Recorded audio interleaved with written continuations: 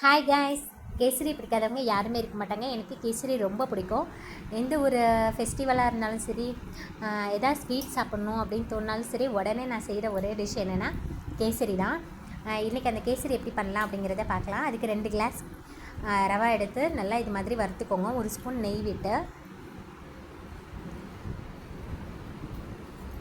பாருங்கள். நமக்கு ரொம்ப கலர் சேஞ்ச் ஆகக்கூடாது, லைட்டாக தான் கலர் சேஞ்ச் ஆகணும்.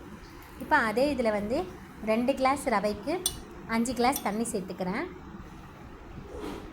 தண்ணி சேர்த்துட்டு தண்ணி லைட்டாக சூடாகணுன்னா கொஞ்சமாக கேசரி பவுடர் சேர்த்துக்கலாம்.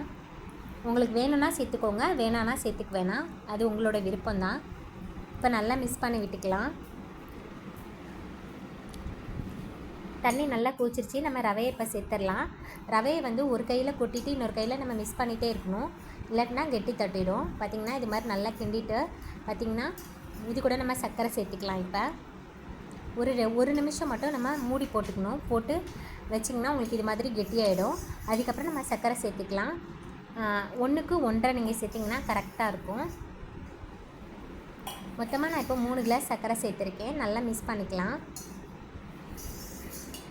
நம்ம மிக்ஸ் பண்ணதுக்கப்புறம் இன்னும் கொஞ்சம் தண்ணி ஆகும். நீங்கள் நல்லா மிக்ஸ் பண்ணிகிட்டே இருக்க அந்த தண்ணிலாம் மறுபடியும் கெட்டியாகிடும்.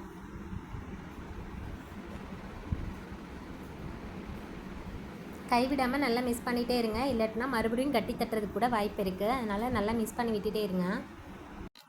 நம்ம நல்லா மிக்ஸ் பண்ணி விடுறப்ப இடையில எண்ணெய் கொஞ்சம் நெய் கொஞ்சம் அப்படின்னு நம்ம மாற்றி மாற்றி சேர்த்துக்கணும். அப்போ தான் டேஸ்ட்டு ரொம்ப நல்லாயிருக்கும். நம்ம நெய் மட்டுமே சேர்த்து நம்ம செஞ்சோனாலும் நமக்கு சாப்பிட்றதுக்கு திகட்டும்.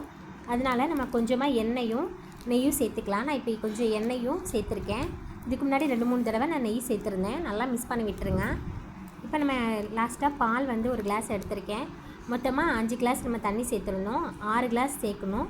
1 கிளாஸ் நான் பால் எடுத்திருக்கேன். மொத்தமாக 6 கிளாஸு, 5 கிளாஸ் தண்ணி, 1 கிளாஸ் பால். இப்போ நல்லா மிக்ஸ் பண்ணிவிட்டு ஏலக்காய் சேர்த்து நல்லா மிக்ஸ் பண்ணிவிட்டு முந்திரி பருப்பும் போட்டு நல்லா மிக்ஸ் பண்ணிவிடுங்க.